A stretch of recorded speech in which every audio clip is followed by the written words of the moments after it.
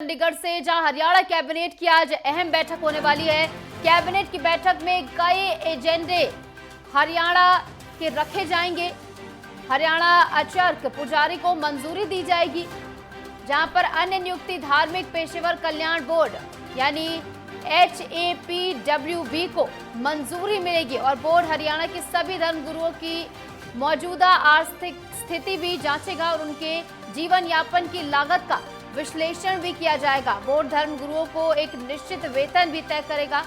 सक्षम युवा स्कीम को मंजूरी देने का प्रस्ताव भी इसमें पेश किया जाएगा। इसी के साथ हाउसिंग फॉर ऑल स्कीम के संशोधन को भी मंजूरी देने का प्रस्ताव इसमें पेश किया जाएगा। तो आज हरियाणा में बेहद अहम ये बैठक होनी है। कई महत्वपूर्ण प्रस्ताव इसमें पेश किए जाएंगे। हरियाणा कैबिनेट की बेहद अहम बैठक, जहां पर कैबिनेट की इस बैठक में कई एजेंडे रखे जाएंगे, जहां पर अन्य नियुक्ति धार्मिक पेशेवर कल्याण बोर्ड को मंजूरी भी मिल सकती है, बताया जा रहा है।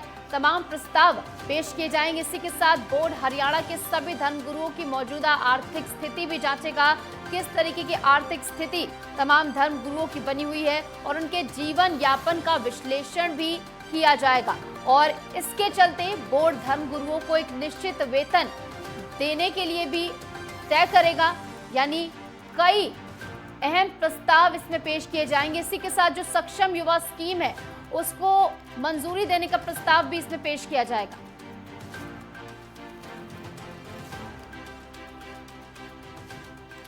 तो आज बेहद अहम बैठक होने कैबिनेट की, हरियाणा की ये बेहद अहम बैठक है। तमाम कैबिनेट मंत्री इसमें शामिल होंगे। इसी के साथ CM भी शामिल होंगे। हमारे साथ हमारी संवाददाता ईशा ठाकुर जुड़ गई ज्यादा जानकारी के साथ, सीधा उनका रुख करेंगे। ईशा, बहुत अहम ये बैठक होने वाली है। तमाम प्रस्ताव जो है इसमें पेश किए जाएंगे, चाहे वो धर्मगुरुओं से जुड़ा प्रस्ताव हो, इसी के साथ जो तमाम सूक्ष्म युवा स्कीम जो है, सक्षम माफ कीजिएगा, युवा स्कीम है, उसको मंजूरी भी इस बैठक में मिल सकती है। क्या कुछ जानकारी इस बैठक को लेकर और कब शुरू होगी बैठक?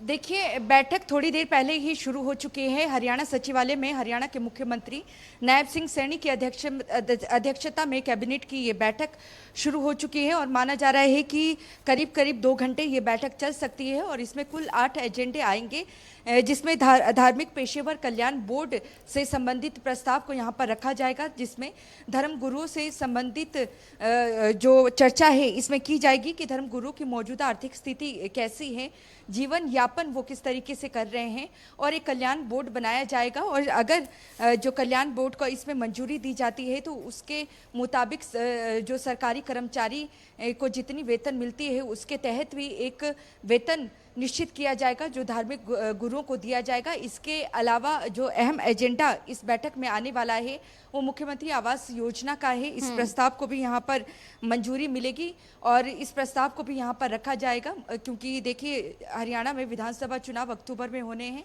समय बहुत कम रह चुका है। ऐसे में कई बड़े फैसले आज की बैठक में ले सकते हैं। मुख्यमंत्री शहरी आवास योजना की अगर बात करें तो इसके तहत जिन गरीब परिवारों की जो सालाना आय है 1,80,000 से कम है, उन्हें जो सरकार की तरफ से छत मुहैया करवाने का काम किया जा रहा है। इसी के तहत ये जो प्रस्ताव है ये लाया जाएगा, मुख्यमंत्री आवास योजना। इसके अलावा मंत्रिमंडल की जो बैठक है इसमें जींद के उचाना के जो 2 गांव हैं, बडनपुर और सुंदरपुरा, इन्हें यहाँ से निकालकर नरवाना तहसील में शामिल करने के प्रस्ताव को भी इसमें मंजूरी दी जाएगी। इसके अलावा बैठक में पंजाबी सभा कुरुक्षेत्र को धर्मशाला बनाने के लिए राजकीय पशु चिकित्सालय थानेसर की 1951 वर्ग गज भूमि को कलेक्टरेट में देने के प्रस्ताव को भी इसमें लाया जाएगा।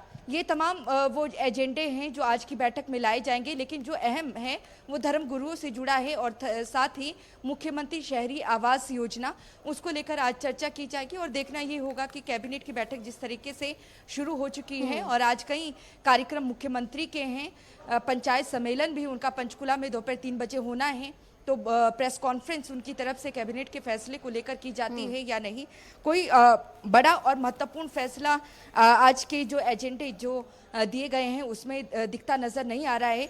बहरहाल देखना होगा कि क्या मुख्यमंत्री आज प्रेस कॉन्फ्रेंस करते हैं इन एजेंडों को लेकर या नहीं।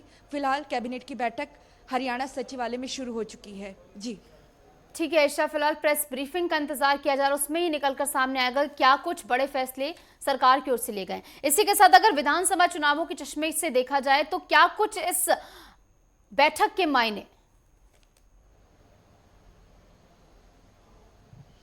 देखिए, जिस तरीके से बीते कल हरियाणा कांग्रेस की तरफ से एक बड़ी प्रेस कॉन्फ्रेंस चंडीगढ़ में की गई थी। हरियाणा मांगे हिसाब कार्यक्रम लॉन्च किया है और 2014 से सत्ता में काबिज है बीजेपी, 2019 में जेजेपी का सहारा लेना पड़ा और जो कार्यक्रम भी लॉन्च किया गया है इसके मुताबिक कांग्रेस का कहना है कि 10 सालों में जनता के हित के लिए कोई काम नहीं किया गया। जो वादे भी किए गए जनता से उसमें विफल रही है बीजेपी और जनता के पास जाएंगे और बीजेपी की विफलता को वो बताएंगे।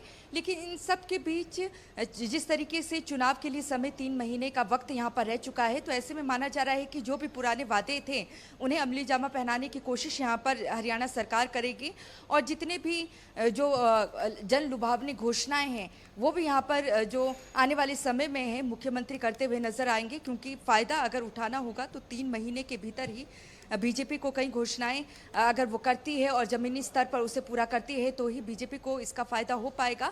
और करीब करीब 3 महीने का वक्त रह चुका है। कांग्रेस पूरी तरीके से मजबूती के साथ चल रही है। उनके सांसद पहुंचे थे, विधायक पहुंचे थे कल चंडीगढ़ और एक प्रेस कॉन्फ्रेंस कर कहा गया है कि 14 तारीख को फिर से सोनीपत में बड़ी बैठक होगी और बीजेपी को घेरने के लिए पूरा कार्यक्रम यहाँ पर तैयार कर दिया गया है। जो वादे भी किए जा रहे हैं उन वादों को कितना पूरा कर पाएगी उसी मसले को लेकर वो जनता के बीच जाने वाले हैं। इन सब को मद्देनजर रखते हुए ये देखना होगा कि आने वाले 3 समय में जो 3 महीने का वक्त है उसमें कौन कौन से जन लुभावनी घोषणाएं सरकार कर सकती है। लेकिन हमेशा से देखा गया है कि जब भी चुनाव नज़दीक रहती हैं मौजूदा जहां भी जो भी सरकार रहती है वो ज़रूर जन लुभावनाएं घोषणा करती है ताकि वोटरों को साधा जा सके। जी, इसी के साथ जो कर्मचारियों को लेकर बात कही जा रही है, उनकी कई तरह की मांगे सरकार से की जा रही हैं और लोकसभा चुनावों में भी देखने को मिला कि इन कर्मचारियों के चलते ही बड़ा डेंट बीजेपी को यहां पर लगा। हरियाणा में हम बात कर ले, क्योंकि 100% वो सीटें लेकर आई थी, लेकिन इस बार बीजेपी को काफी ज्यादा सीटों का नुकसान हुआ। तो कर्मचारियों को साधने के लिए क्या कुछ बड़े फैसले इस बैठक में लिए जा सकते हैं?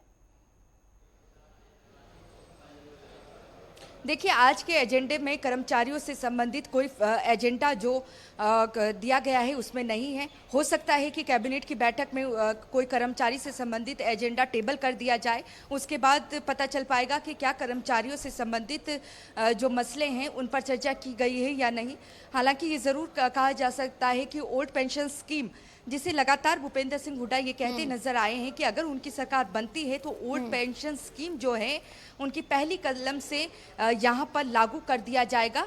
और लेकिन बहरहाल समय रहे अभी चुनाव के लिए, ओल्ड पेंशन स्कीम के हक में कहीं ना कहीं बीजेपी नज़र नहीं आ रही है। इसका खामियाजा हमने देखा है कि हिमाचल प्रदेश में जो कि सूबा पड़ोसी सूबा है हरियाणा का, वहाँ पे उठाना पड़ा है बीजेपी को।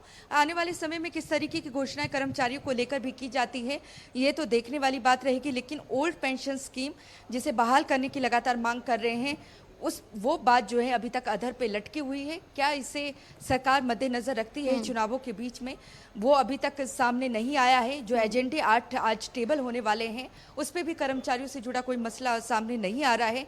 कैबिनेट की बैठक शुरू हो चुकी है, उस दौरान किसी कर्मचारियों से संबंधित कोई जो इशू है उसे टेबल किया जाता है या नहीं, वो तो समय के बाद ही पता चल पाएगा जब कैबिनेट की बैठक खत्म होगी। बहरहाल जो एजेंडे आए हैं उसमें 8 ही हैं और आने वाले समय में माना जा रहा है कि कर्मचारियों से संबंधित जो उनके वादे रहते हैं उन्हें भी पूरा करने की कोशिश सरकार जरूर कर सकती है। जी, ठीक है ईशा, तो ये बैठक जो है शुरू हो गई। अब इंतजार है प्रेस ब्रीफिंग का, जिसमें तमाम जो प्रस्तावों की बात की जाए, चाहे धर्म गुरुओं से जुड़े प्रस्ताव की बात हो या सक्षम युवा स्कीम के प्रस्ताव को मंजूरी मिलने की बात हो, इस पर पता लगेगा कि आखिर मोहर लगी है या नहीं। फिलहाल बहुत बहुत शुक्रिया आपका हमारे साथ जुड़ने के लिए और तमाम जानकारी हमारे साथ साझा करने के लिए।